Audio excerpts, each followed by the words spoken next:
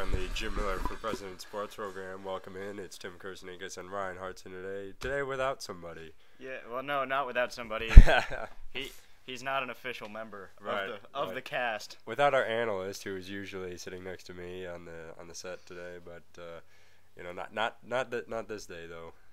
Well, we didn't need him today. Right, as the good sports have ended. Yeah. No need for Mr. Corey Bender. And he'll just jump off the bandwagon now. Only you and I are going to be here through the dog days of summer. Yes. Until the NFL hurries up and comes back. By the way, bump in the road, it's not going to be this week. It's not going to be next week. Apparently, they all hate each other again, and we're right back to square one with the NFL crap. I just wanted to throw that in there. Bum, bum, bum, bum. Yeah, I feel horrible. And now we're just back to... I was watching the U.S. Open this morning. Oh, wonderful. Rory McIlroy is a rock star, by the way. Yes. He is just a total stud. You're making that point before the show. Yeah, I love that guy. I had no idea what I'm you're on the talking Rory McIlroy bandwagon. I am. He's a stud, and he is going to take over and be the next Tiger Woods. Okay? Until he chokes away another lead on another Sunday, like he did in the Masters. But he's got like an 8-shot lead right now. It's crazy. But that's not what we're here to talk about, because you don't know anything about golf. Nope, sorry. Like most normal people, but anyways. Yeah, I'm not normal. Well, I have issues. We would have done this yesterday, but there were complications with the BWC staff. But the Boston Bruins the other night defeated the Vancouver Canucks in Game 7 4-0 to win their first Stanley Cup since the 70s in the Bobby Orr days. It was phenomenal just to see it happen, but it was unfortunate that it was a terrible game. This game was over halfway through the first period, and we were watching it together, and we watched something else instead of the third period. It was so boring because it was a slow-paced game. Usually in Game 7, you'll see them going up and down the ice, but they were really it was like a half-court basketball game where point guard is taking it slow up the court. It was a slow game, and Boston just dominated all the way through. Yeah, at the beginning of the game, it seemed both the teams were evenly kind of seeing like working out the nerves, you know. It was a Game 7. Feeling each other out. Right. It was like the beginning of the series all over again, you know, right? Where it was tight defensively and everything. But then all of a sudden, Boston got something going. They had some good chances. Then Patrice Bergeron scoring 14:37 in, and then we were like, well, bad Luongo.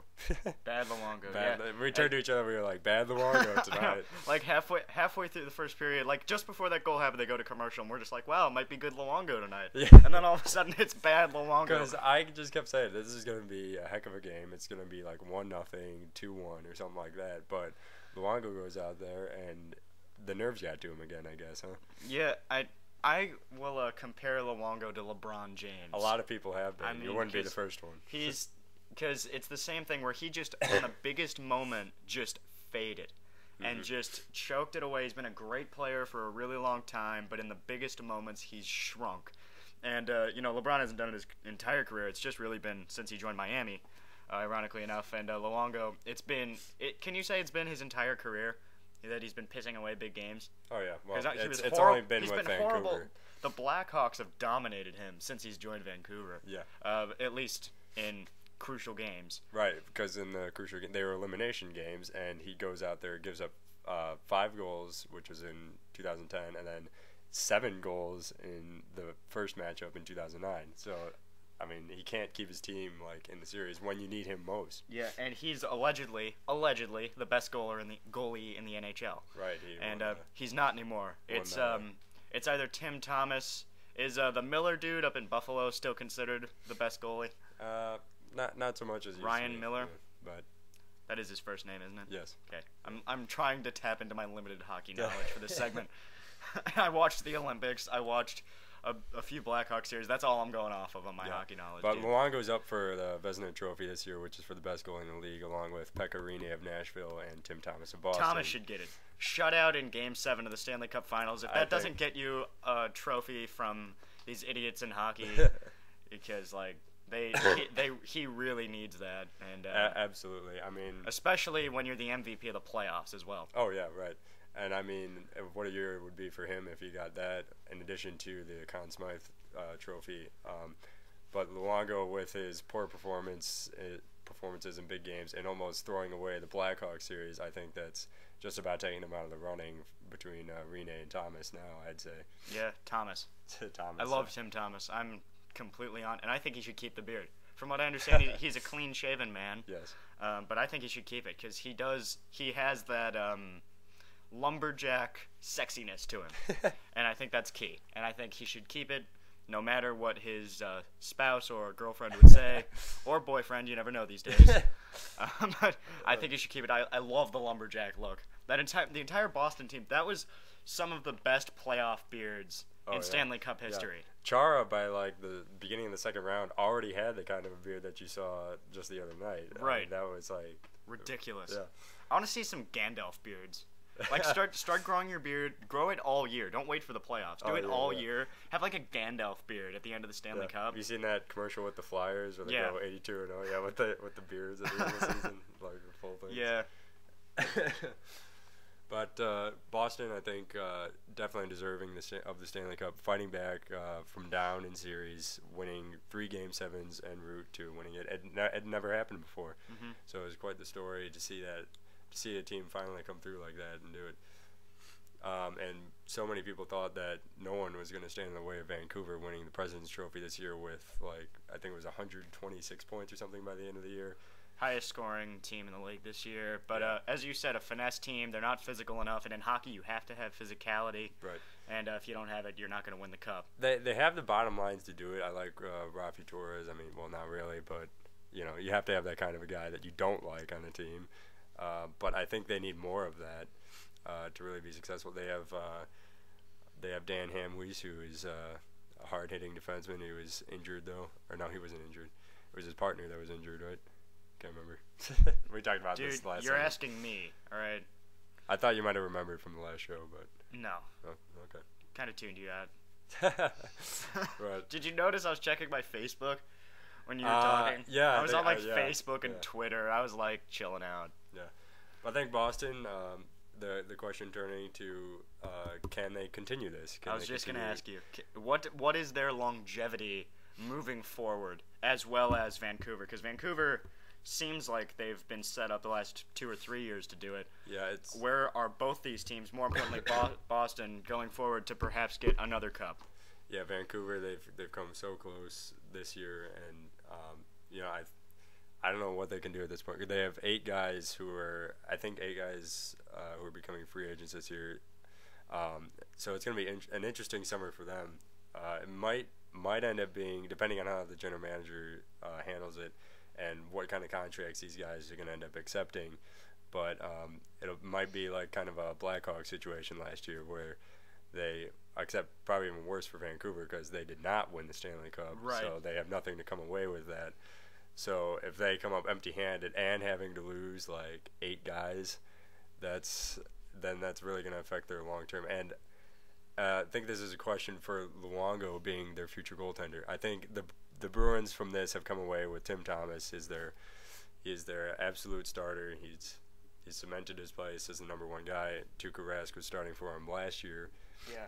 But I think Thomas will definitely be starting next year. What is that? Oh, okay. But I'm questioning Luongo being the Canucks goaltender for the future. I think that I'd get rid of him. I think that as soon as his contract is up, I don't think they should re-sign him. I think they have to go looking on the free agent market. Because you could find any schmuck to give up 5 goals in a playoff game. Exactly. So, like, really, I mean, they almost didn't need a goalie to get here, but you do need a clutch goalie to close out some big series, especially if you're not going to have the depth and the talent they had going forward. Not taking away anything from him, he had a heck of a regular season, won the Jennings Trophy for giving up the least amount of goals in the regular season or whatever. So, I mean, he's great in the regular season. That doesn't matter. I can't take that away from him, but yeah, when you can't come up in games when your team absolutely needs you to come up big, because most of these elite playoff goalies are horrible in the regular season, or at least just average. And then what it takes to win a Stanley Cup is to have a hot goalie. Exactly. And you need a goalie that knows how to get hot at the right time and to finish off. Right, like Niemi last year, coming out of nowhere and winning the cup, and Niemi had everyone's jaw dropping with that. Love Antti Niemi. He's the man. Yeah, but another key thing to being a successful goaltender is winning on the road, which Luongo did not do in the Stanley Cup final. It was ridiculous. Got blasted in Boston. Yeah. Even in the Blackhawks series, Chelsea Dagger got to his head again, huh? He had those shutouts going in the first couple of games, but then gave up a few bad goals, and next thing you know, he's not starting. Yeah. So his job was almost in jeopardy in the first round. So definitely not the goaltender of the future. But the Boston, I think they can definitely contend for another good 3 seasons. They got new piece Tyler Seguin, number 2 draft pick coming up. He's going to be very good. Had a great postseason. I think they're definitely going to be contenders. Yeah, wasn't he the youngest dude to score 10 points in a playoffs? Yeah, he came right in, made immediate effect, and it was ridiculous what he was doing, just tearing up the Lightning out there. They just he's dropping draws, dropping jaws. So we don't think Vancouver can get back to the heights they were this year? No. Do we think Boston can at least get back to a conference final, because the NHL playoffs are so screwed up, and you never know what's going to happen? So we at least say we think Boston has what it takes to get back to like a conference final? Absolutely, yes. Especially with the new legs coming in with Seguin, and they have some nice young guys coming in. I think they'll definitely be able to do it. So congratulations to Boston. They totally deserved it. Boston's just kicking ass in sports. Oh, yeah. I saw the stories yesterday. The Patriots, they have the longest championship drought of any team in Boston. Yeah, right. 2004. Yeah. Red Sox have won since then. Celtics have won since then. Mm-hmm. Now, of course, the Bruins have won since then. Yeah. So it's good to be a Boston sports fan at this point. Got the complete collection. It's very, very good to see. That's exciting. Yeah. Chicago last summer brought out all their trophies, but it was like of the last 25 years. Yeah, like the past 25 years. Except for the Cubs. Yeah, right. Except the Cubs. Hey, they're gonna do it next year, man.